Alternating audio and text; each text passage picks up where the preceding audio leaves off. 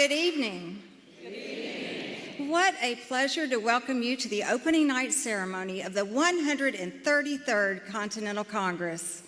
By virtue of the authority vested in me as your 46th President General of the National Society, Daughters of the American Revolution, I call to order the 133rd Congress.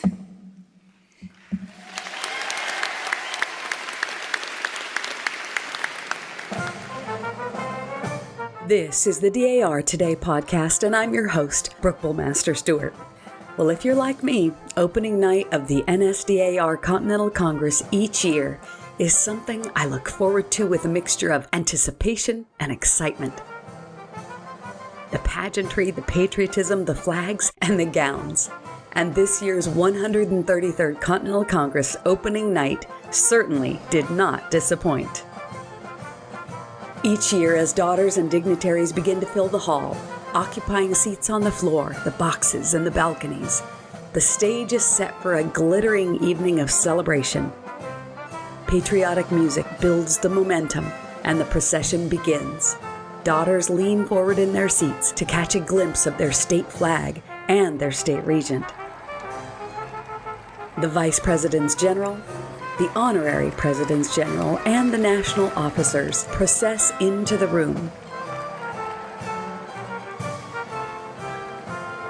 Finally, then, our beloved President General enters the room, and at the crescendo, the American flag.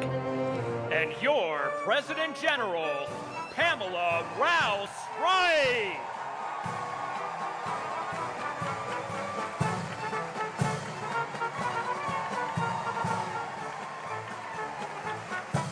As this banner of freedom and patriotism drops from the ceiling, it swells our hearts, embodying all that is synonymous with the pride we feel in being a descendant of a Revolutionary War patriot, a daughter with deep colonial roots, an American.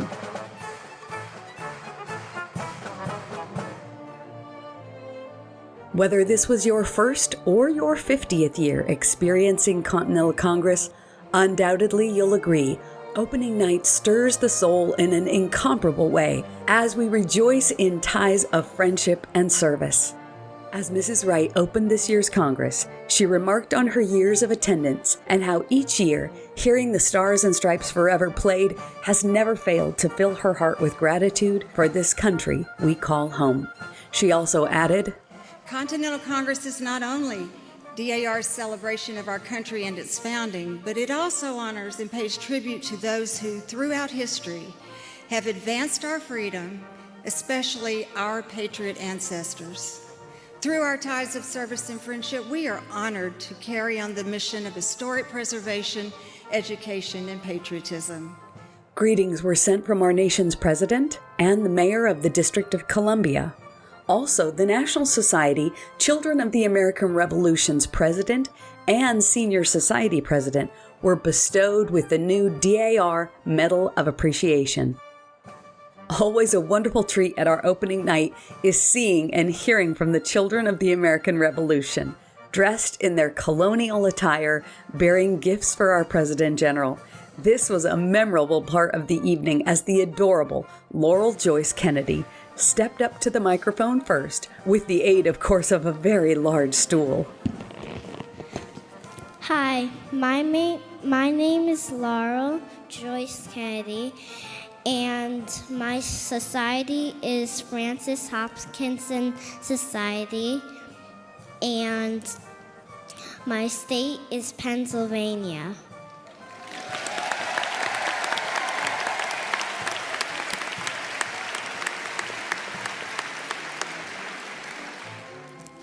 Hi, my name is Francis. I'm 5.5 years old, and I'm from Washington, D.C., and I am I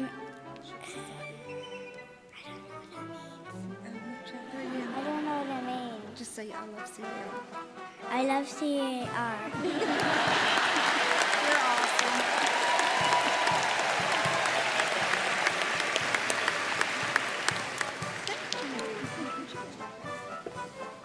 Hi, My name is John. I'm from Texas.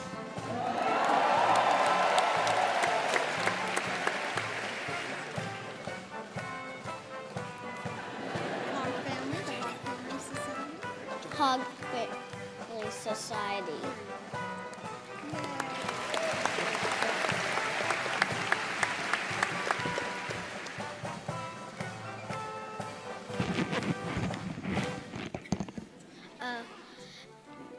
Madam President General, we are happy to present these flowers.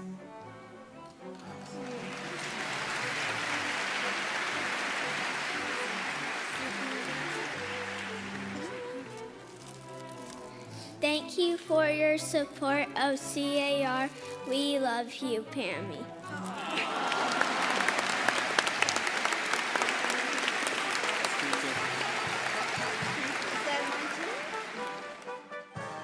And this was a night for significant awards. The prestigious DAR History Medal Award was bestowed upon Dr. Carla Hayden, the Librarian of Congress, epitomizing her work for historic preservation. The Historic Preservation Medal went to Stephen Porterfield. You may know him from the TV show Antiques Roadshow. What a captivating acceptance speech he gave that evening. As a child at family gatherings, I spent my time with the older generations who told me of their lives. They taught me the importance of saving the past for the future. I have an ancestor who was taken as prisoner of war during the Revolution, and I was told of this story. I had two great-grandfathers that were circuit-riding preachers. My great-aunt Velma taught school on the Texas prairies in 1916 at the age of 16. My great-uncle Orville was one of the first men to use color in photography. Today, my father, who is 92 years old, is still preaching the gospel. My family legacy is rich with American patriots who worked hard to build their American dream. My mother taught me to use my talents to their full potential. She taught me to never judge myself by others' talents and never to judge others by my talents. I have innate ability to find the rare and unusual, and I believe that is a gift straight from God. I am so honored to stand before you and receive the National Historic Preservation Medal. It is a double blessing to be recognized for something that I love to do. This is beyond anything I could have imagined. As I flew into Washington, D.C. and saw the National Monument, as I looked at my hotel window and saw the stately buildings, I felt awed by America's greatness. I felt the urge to sing God Bless America. Don't invite me, because I'd start doing it right now. Also awarded was the Founders Medal for Education to Bernice Steinhardt for her work with Art and Remembrance, a nonprofit she and her sister started to help people tell their stories of courage and survival through art. The DAR Medal of Honor was given to C.C. Moore, a genetic geologist. This recognition means a great deal to me. Not just for its own significance, but because it comes from an organization that shares my passion for our nation's history, preserving our heritage, and honoring those who came before us.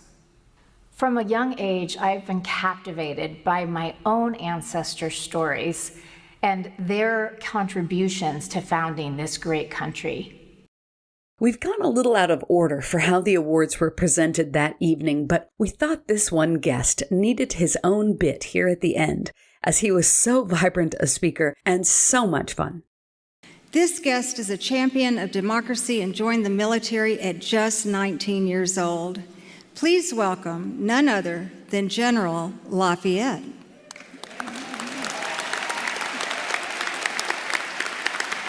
We must never forget how that independence was in fact achieved. For all of those brave soldiers, sailors, and Marines alike who have fought and bled upon countless battlefields to achieve American freedom, let us applaud them all! I then traveled southwards to the city of Philadelphia, where I went to that place where you declared for independence. In fact, I referred to it as Independence Hall. I hope that name will stick. As you may remember, on this podcast, we've talked about the recreation of Lafayette's farewell tour beginning this summer. Amazing events. You're encouraged to look at Lafayette200.org to sign up for the wonderful things happening this year and on into the next. We'll continue talking about these events in the months to come, and a link will be added to the show notes for that website. For so many of our members, opening night is a favorite. We were so appreciative that many of you were willing to film with us, talking about your most memorable things about opening night. I'm Ann Beer from Fairfax County Chapter in Virginia. I really enjoyed the visit from the Marquis de Lafayette. We're planning lots of exciting events to commemorate his farewell tour. It must have been the original farewell tour of the United States 200 years ago. So it was lots of fun to see him come and talk about his experiences in America and in France after he got home. And that was my favorite part of the evening. I'm Julie Stangler from North Carolina. I'm with the Yates Mill chapter in Cary. Well, I have to admit, I do love watching all the gowns come in and see what everyone's wearing and to see familiar faces and smiling faces. But my favorite part is as the pages start coming in and to watch the processional and, of course, watch the flag drop for the first time in a year. My name is Cynthia Brenner. I'm from the Pennsylvania State Society, DAR. Opening night, I always love coming to Continental Congress for opening night. It's the pageantry, it's the dresses, it's the flag drop, it's meeting old friends and meeting new friends along the way. It feels like coming home. It really is. And before we end our time here today talking about this glorious evening, it seems fitting to play one last clip of the Marquis de Lafayette telling the story of talking with General George Washington at the end of the war in 1784. Do you know, my friends, the last time I saw His Excellency was 1784. We had spent 2 glorious weeks together at his beloved Mount Vernon, there reflecting upon the war and the future of this nation. We rode on to a city called Annapolis in Maryland, and there said goodbye to some of the officers we had the honor and privilege to have served with, and then onwards to a city called Marlborough in Maryland, and that is where I would say my goodbyes.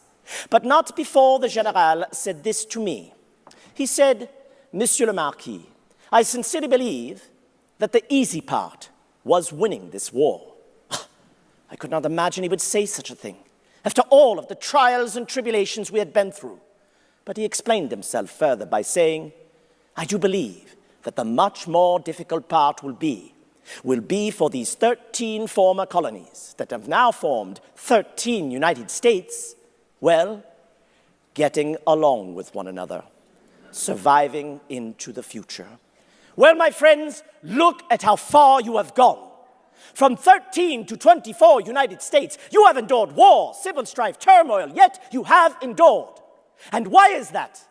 Well, I dare say it is because of the foundation that was built at the price of so much sacrifice and blood by you, the American patriot. In fact, I will go further. I will say that one day this nation shall serve as a beacon for all other nations to look to as the truest example of freedom and of independence. God bless you all, my dear friends, and God bless this great nation of the United States of America.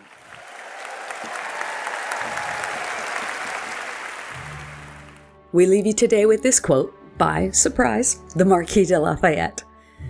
"May the states be so bound to each other as forever to defy European politics. Upon that union, their consequence, their happiness will depend.